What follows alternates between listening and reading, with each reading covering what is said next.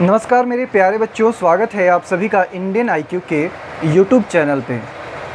बहुत ही इम्पॉर्टेंट बात करने वाला हूँ, अगला 10 मिनट आपका लूँगा, लेकिन बहुत ही इम्पॉर्टेंट मैसेज आप लोगों के साथ शेयर करने वाला हूँ और ध्यान से मेरी एक एक बात को समझिएगा। एग्रीकल्चर के बहुत सारे बच्चे मुझसे पढ़ रहे हैं, ढेर सारे बच्चों से डेली बातचीत होती रहती है। एक चीज़ जो एग्रीकल्चर के ग्रेजुएट्स के अंदर मैं देखता हूँ, एग्रीकल्चर जब भी मैं बोलूँ तो समझिएगा कि एग्रीकल्चर एंड अलाइड साइंस के सारे बच्चे, एक चीज़ जो मैं ऑब्ज़र्व करता हूँ कि कॉन्फिडेंस की बहुत ज़्यादा कमी है बच्चों के अंदर।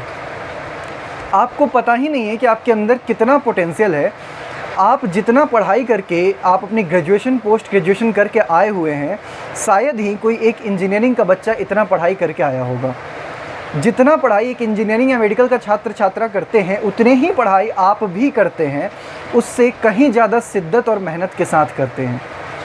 आप अगर इस टाइम पे देखेंगे, एक बीटेक का स्टूडेंट जब वो ग्रेजुएशन करके बाहर निकलता है, जब वो गवर्नमेंट एग्ज़ाम की तैयारी करता है, तो वो अपने फील्ड के सारे ही पोस्ट पे तो अप्लाई करता ही करता है, साथ ही साथ जो उन्हें लगता है कि डिसेंट जॉब है, अपॉर्चुनिटी आई हुई है और वो बीटेक के अलावा किसी और फील्ड का भी है, नॉर्मल ग्रेजुएशन जहाँ मांगा गया है वो वहाँ भी अप्लाई करते हैं और वहाँ सेलेक्ट होकर सबसे पहले अपना एक अच्छा सा जॉब सिक्योर करते हैं। उसके बाद फिर फर्दर वो आगे देखते हैं कि अपने करियर को कैसे एडवांस करना है।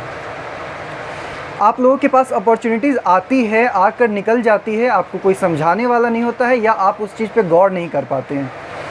अभी इस टाइम पे IBPS ने RRB रीजनल रूरल बैंक का वैकेंसी निकाला है। ऑफिस असिस्टेंट मल्टीपर्पज़ और PO की वैकेंसी आई है रीजनल रूरल बैंक में। रीजनल रूरल बैंक क्या होता है? ग्रामीण बैंक होते हैं जो कि रूरल पॉपुलेशन को सर्व करते हैं। वहाँ पे हर साल क्लरिकल और PO की वैकेंसी IBPS निकालता है। अब इस वैकेंसी के लिए बहुत सारे सीट आते हैं। आप ये समझिए कि एक सेकेंड, आप ये समझिए कि आपके एग्रीकल्चर के एग्ज़ाम में जो IBPS का AFO का एग्ज़ाम आता है, उसमें जितने सीट्स आते हैं उससे कई गुना ज़्यादा सीट यहाँ पे अवेलेबल होता है। ठीक है, मैं मानता हूँ कि बहुत सारे बच्चे यहाँ पे अपीयर करते हैं, लेकिन आप एक बात बताइए कि वो बच्चे जो यहाँ पे अपीयर करते हैं वो ज़्यादातर एक नॉर्मल ग्रेजुएट डिग्री होल्डर होते हैं। आप एक प्रोफेशनल डिग्री करके आ रहे हो, आप BSc एग्रीकल्चर करके आ रहे हो, BSc हॉर्टिकल्चर करके आ रहे हो। आप किस मामले में उन बच्चों से कम हो, आप ये मुझे समझाइए। किस मामले में उन बच्चों से कम हैं आप? क्यों आप सोचते हैं कि ये चीज़ आपसे पॉसिबल नहीं है? हम पूरे साल तक एक वैकेंसी का इंतज़ार करते रहते हैं कि IBPS AFO की वैकेंसी आएगी। 500, 600, 1000 वैकेंसी उसमें रहती है।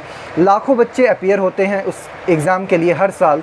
उसमें से सेलेक्ट तो फाइनली 1000 बच्चे ही होंगे, 1500 ही होंगे, 2000 ही होंगे, जितनी भी वैकेंसी होगी उतने ही बच्चे सेलेक्ट होंगे। बाकी बच्चे उसके बाद फिर ये सोचने लग जाते हैं, अगर नहीं होता है तो ये सोचने लग जाते हैं यार अब तो सब जो भी वैकेंसी आएगी वो 1 साल बाद ही आएगी, और ये सोचकर वो फ्रस्ट्रेट हो जाते हैं, डिप्रेशन में चले जाते हैं, स्ट्रेस ज़्यादा लेने लग जाते हैं। फिर उनका अपने उस एग्ज़ाम के ही तैयारी में मन नहीं लगता है। तो अगर आपके सामने वैसी कोई अपॉर्चुनिटी आ रही है तो फिर उसके लिए अपीयर क्यों नहीं होना है? क्या आपको रोक रहा है वो मुझे बताइए। आज आप मेरे से नर्चर बैच में पढ़ रहे हैं, आज आप मेरे से सुपर 30 बैच में पढ़ रहे हैं। आप लोग जब क्लासेस लेते हैं, मुझे वो रिव्यू भेजते हैं, अपने मैसेज भेजते हैं, आप खुद बोलते हैं कि आपके अंदर बहुत ज़्यादा कॉन्फिडेंस आ रहा है, आपके सारे ही लेवल के क्वेश्चन बन रहे हैं। जब मैं आपको पढ़ाता हूँ, मैं क्यों आपको IBPS PO के क्वेश्चंस बोलता हूँ सॉल्व करने के लिए? क्यों बताइए? क्योंकि मेरे अंदर कॉन्फिडेंस है कि मैं जिस लेवल का आपको पढ़ा रहा हूँ, जिस लेवल की आप तैयारी कर रहे हैं, मैं आपको IBPS PO मेंस तक की पढ़ाई करवा रहा हूँ, वहाँ तक की तैयारी करवा दे रहा हूँ आपके। और आपके क्वेश्चन क्यों बन रहे हैं? बिकॉज आपका लेवल आप कहीं ना कहीं बढ़ा रहे हैं। भले ही आप किसी और कोचिंग में भी पढ़ रहे होंगे, मैं मतलब क्या कहते हैं, विश्वास है मुझे कि जहाँ भी जो भी टीचर पढ़ा रहा होगा, जो आपका लेवल है उससे कहीं ज़्यादा आपको पढ़ा रहा होगा। अगर आप वहाँ से पढ़ रहे हैं या फिर अगर आप यूट्यूब से भी अगर कहीं से पढ़ रहे हैं, तब भी आप अपना तैयारी उस लेवल का रखिए कि आपका जो IBPS AFO प्रीलिम्स में जो आता है उससे थोड़ा सा आप अपग्रेड करके चलिए, अपने आप को हमेशा लेवल बढ़ा के चलिए। तो आप जो बच्चे पढ़ रहे हैं, जो इनको पता है कि अब क्वेश्चंस उनसे बन रहे हैं, बहुत अच्छे से बन रहे हैं, कॉन्फिडेंस आ गया है, तो उस कॉन्फिडेंस का यूज आप दूसरे एग्ज़ाम में क्यों नहीं कर सकते हैं? आपके डेली लेक्चर में जितने भी क्वेश्चंस कराए जाते हैं बच्चों, जितना भी लेवल होता है उसका, ट्रस्ट मी, RRB का जब आप प्रीलिम्स अभी दोगे, 2 महीने आपके पास हैं, 2 महीने के बाद जब आप प्रीलिम्स दोगे, आप देखना उसका सिर्फ और सिर्फ 50% लेवल होता है। प्रीलिम्स का तो कोई लेवल ही नहीं है, एकदम इजी क्वेश्चन आते हैं। क्योंकि उसमें टाइम आपको कम दिया जाता है, आपको अप्रॉक्स 45 मिनट्स का समय दिया जाता है प्रीलिम्स एग्ज़ाम के लिए। तो इसलिए एग्ज़ाम का लेवल बहुत ज़्यादा हाई नहीं रखा जाता है। आपका जो क्वांटिटेटिव एप्टीट्यूड है और जो रीजनिंग है वो आरआरबी के प्रीलिम्स से पहले मैं कंप्लीट करवा दूंगा। आपको बस फॉर्म भरना है और उसके लिए अप्लाई करना है, बिल्कुल भी दूसरा कोई थॉट नहीं लाना है, आपको बस अप्लाई करना है आराम से। आप जो पढ़ रहे हो उसके बेसिस पे आप आराम से उसको क्वालिफाई करोगे। उसके बाद आपका मेंस होता है। मेंस में क्वांटिटेटिव और रीजनिंग एप्टीट्यूड के अलावा आपका इंग्लिश आता है, जनरल अवेयरनेस आता है और कंप्यूटर आता है।